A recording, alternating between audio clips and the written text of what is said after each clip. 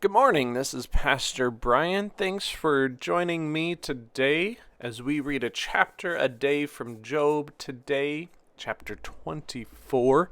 I will be reading from the Common English Bible, and this is a continuation of Job's argument from chapter 23. So, chapter 24.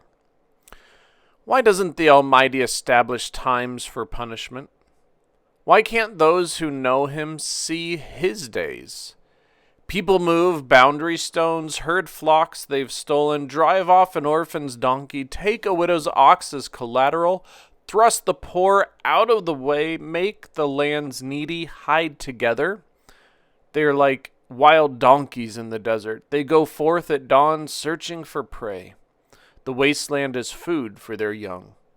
They gather their food in the field, glean in unproductive vineyards, spend the night naked, unclothed, in the cold, without a cover, wet from mountain rains, with no refuge, huddled against a rock.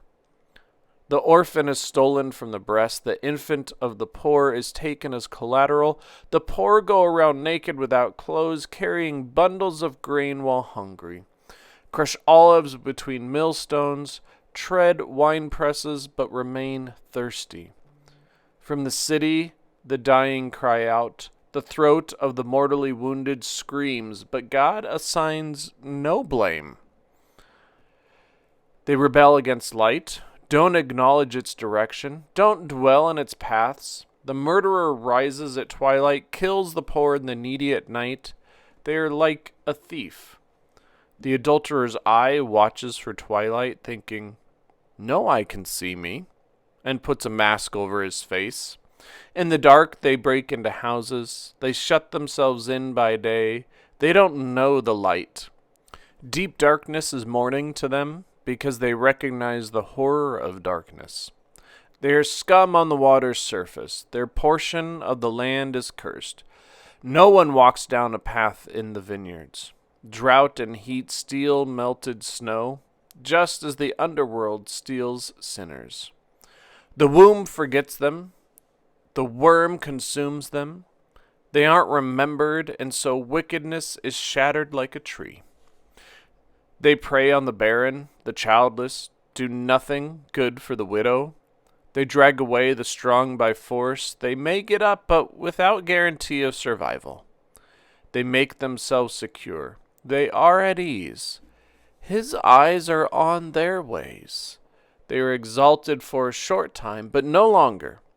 They are humbled, then gathered in like everyone else, cut off like heads of grain.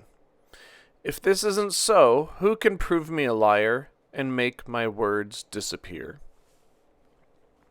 Well, that's the end of chapter 24. What do you make of this chapter? Job is discussing the wicked and the sinners, and how that there's no justice, or there's a lack of justice, and how much they do and accomplish without being punished for it. And yet, if you look at the very end, in verses 24 and 25, the very last two verses, he seems to then say that they're only exalted for a short time. Then they are gathered in like everyone else, cut off like heads of grain.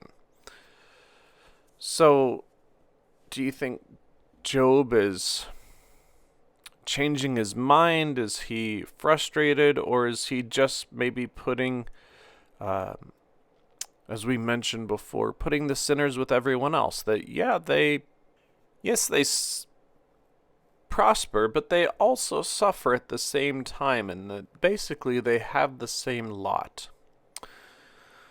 So what do you think of Job's response? Is he praising or saying the wicked are better off? Is he saying that they're not? Is he just pointing out that the wicked think they've got it figured out, but they actually don't?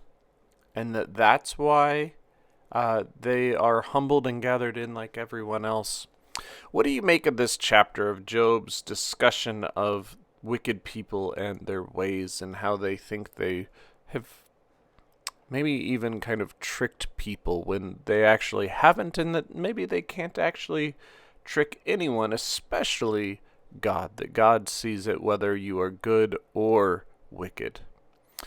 So let me know what you think about this chapter. Write it down, share it with someone, share it with us on social media. We love hearing from you. We are so grateful that you are joining us each and every day for these studies in Job. Take care, and God bless you all.